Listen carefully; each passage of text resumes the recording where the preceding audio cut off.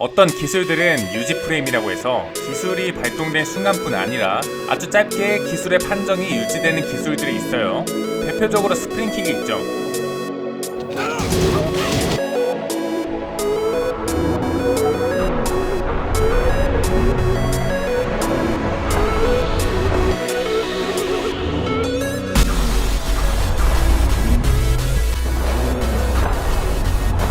가드한 위치에 따라서 딜레이가 마이너스 11, 마이너스 14, 마이너스 17 정도로 크게 나뉜다고 제가 예전에 가르쳐드린 적이 있어요.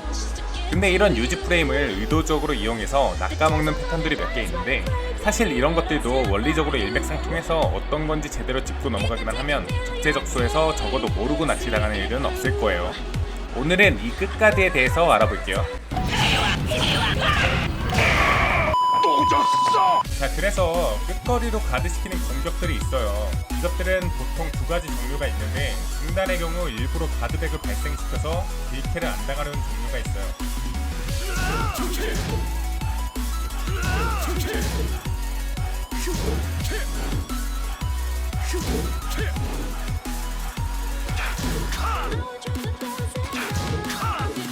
때때로 딜캐를 역으로 노리고 카운터 내기도 합니다.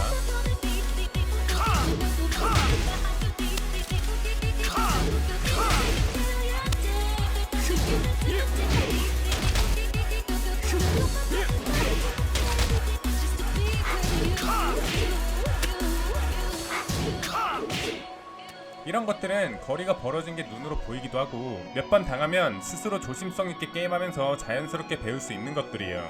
두 번째 종류는 아예 후딜과 관련된 프레임 정보가 바뀌는 것들이 있어요. 오늘 알아볼 건 이런 하단 끝거리 공격들이에요.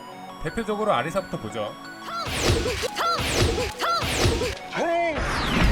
아리사 킥슬라의 경우 기본적으로 막혔을 때 뜨고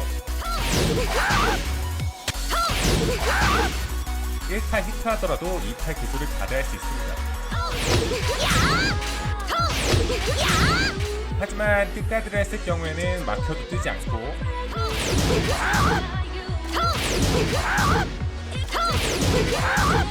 끝에 걸려서 히트를 할 경우 2타 상단 후속타가 확정이에요.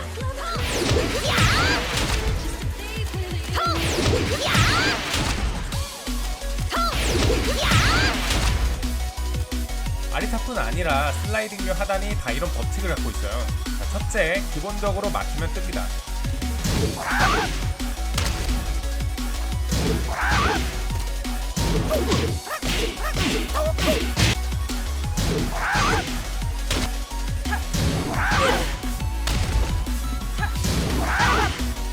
둘째, 카운터 히트 시 공폼이 가능하고요.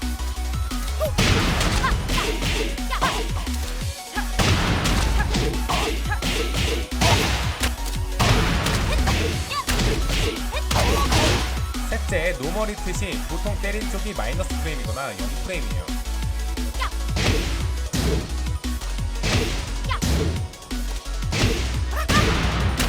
이건 예외도 있으니까 궁금한 부분은 프레임표로 확인해보세요.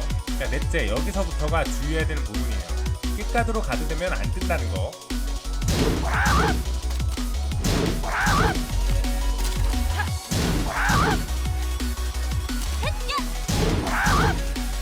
딜캐 될 줄 알고 내밀었다가 역으로 딜캐 당할 수도 있다는 거예요.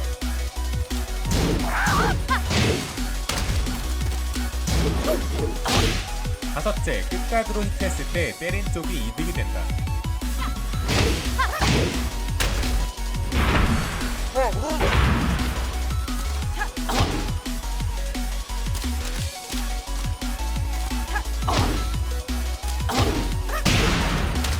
그리고 마지막으로 판정 유지 시간이 길다 보니까 훔쳤다고 생각했는데 오히려 카운터할 수도 있으니까 머릿속에 염두에 두고 있어야 돼요.